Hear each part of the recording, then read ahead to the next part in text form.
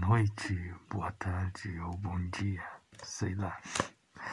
Bom, hoje eu vou ler O Morro das Ilusões, Zíbia Gasparetto, e pelo Espírito Lúcius. Então eu vou ler um trechinho para vocês desse livro que, sei lá, eu ganhei de uma amiga e eu vou ler um trechinho para vocês. Vamos lá. Pelo começo, é claro. Se vocês quiserem mais leitura, eu vou ler um trechinho do capítulo 1. A primeira página. Vamos lá. Nada se poderá comparar à beleza luminosa e serena das manhãs deliciosas das cidades costeiras na bela França, onde a civilização moderna reconhece o berço da cultura, da elegância, bem como a grande simpatia característica a sua gente afável e romântica. Em meados do século XVIII, pelo ano de 1787, a situação desse belo país era de glórias literárias e renascimento artístico. Os gauleses, de ordinário astutos e donos de marcante personalidade artística, contribuíram sobremaneira para o desabrochar da literatura, da música e dos descobrimentos científicos que marcaram auspiciosamente aquele século no calendário do mundo terreno. Ateil era pequena e próspera vila às margens do Sena, abrigando em seu seio uma população de 10.000 habitantes, possuidores de situação financeira apenas regular. Trabalhadores e econômicos eram poucos os seus divertimentos.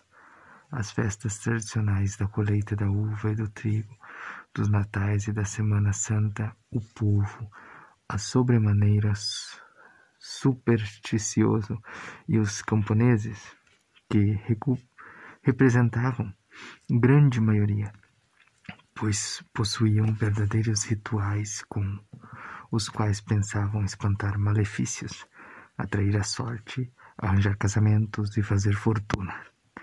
O vigário local, homem culto e de boa índole, sincero na execução da doutrina que esposara, tudo fazia para desviar o povo das crendices, mas o que conseguira, talvez devido ao uso do ritual litúrgico, fora uma mistura de benzimentos romanos com os rituais regionais.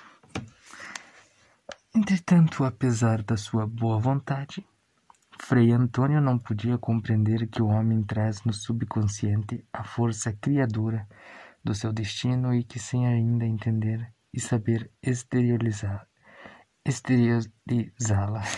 em seu benefício, extravasa-a de maneira pouco convincente, inoperante mesmo. O que acontecia com o simples e bondoso Frei Antônio vem acontecendo também em nossos dias. Queria ele apenas substituir as encenações e costumes supersticiosos de um povo rude pelas encenações vistuosas da liturgia romana. Talvez que se apenas falasse dos sentimentos do amor, da caridade, da doutrina do Mestre Jesus, do Evangelho pura e simplesmente, eles tivessem se modificado um pouco, porque o coração singelo da gente,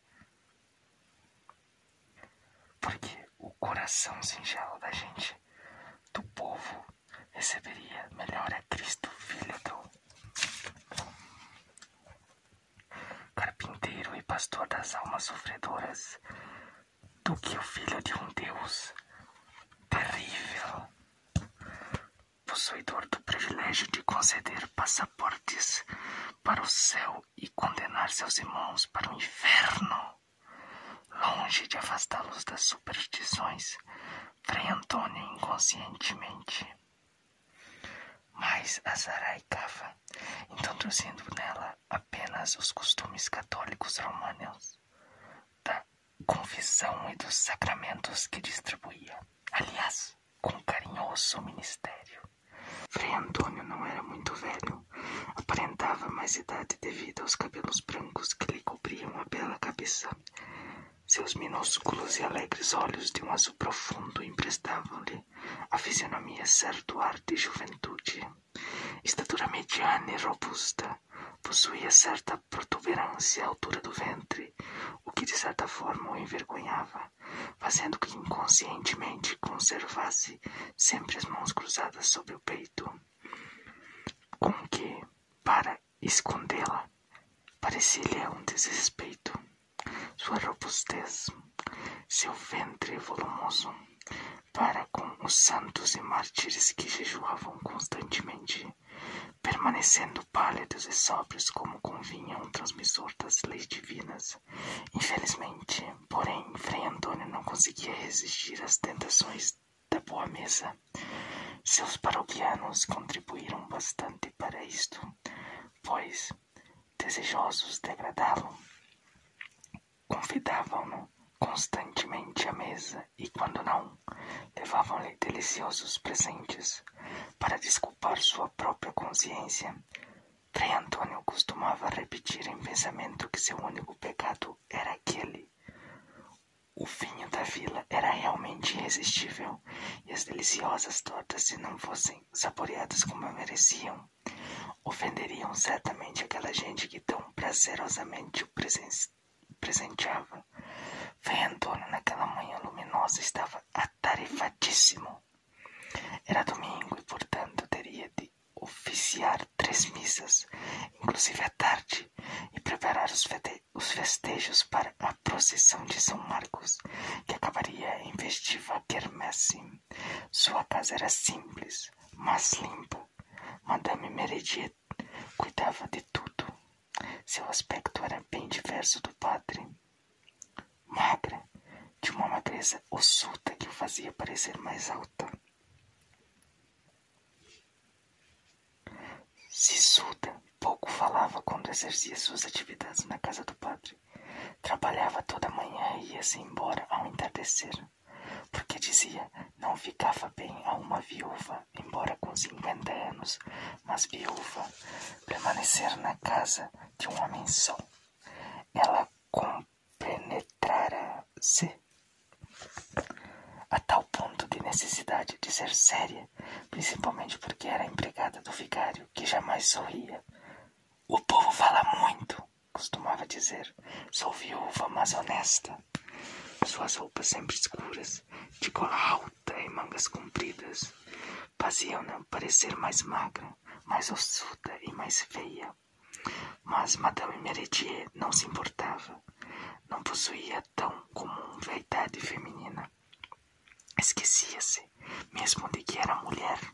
Sua vida era áspera como ela mesma e sem amor que a pudesse adoçar. Não tinha família, a não ser uma irmã de quem nunca falava, porque tivera a ousadia de dar um mau passo na juventude. Nunca procurava saber do seu paradeiro. Ela já estava certamente condenada ao inferno, e Madame Meredier nada poderia fazer para salvá-la. Às vezes, lembrava-se escandalizada da confissão que a Nete lhe fizera no passado, e seu rosto cobria-se de rubor. Quando isso acontecia, ia confessar-se imediatamente a Frei Antônio, e Frei Antônio a confortava, dizendo-lhe que deveria esquecer a irmã transviada como se jamais tivesse existido. Mas parecia cruel tentação do demônio. Madame Meredier não podia deixar de pensar nela. A maneira pela qual Annette lhe confessava que amava e que ia ser mãe. Madame Meredier advertira do pecado cometido, rogando-lhe que fosse pedir conselhos a Frei Antônio. Mas ela lhe respondera orgulhosamente que era feliz, profundamente feliz. Annette era o oposto da irmã, esbelta, não magra, alegre e bela, dona de um olhar brejeiro que a tornava profundamente simpática. Além de tudo, era arrogante, jamais se conformava continuava com a vida humilde dos Meredier. Camponeses que, naqueles tempos, trabalhavam de sol a sol para comer, pois as terras eram do seu patrão, que as arrendava com boa percentagem nas colheitas. Não! A Nete não pertencia àquela vida que julgava mesquinha e miserável. Desejava subir, viver em um mundo que não conhecia, mas que julgava fascinante. Seu sangue moço, ardente e impetuoso, refletia-se em seu semblante em um traço de força e vontade. Ao conhecer o jovem Roberto, filho do duque daquelas terras, apaixonara-se ardentemente por ele, com a força impetuosa de suas 16 primaveras. Ele representava o mundo que ela admirava e desejava penetrar. Conhecera-o quando ele viera inspecionar a safra no ano anterior. Seu pai adoecera e ele, tomando-se um encargo administrativo das propriedades, saíra para uma vistoria geral em suas terras, fiscalizando-as para não serem enganados pelos camponeses, que muitas vezes, revoltados com o preço elevado que lhes cobravam, ocultavam um montante da colheita. Vira-a também em uma luminosa primavera e seu olhar exuberante, suas formas elegantes, tentadoras, não lhe saíram da mente.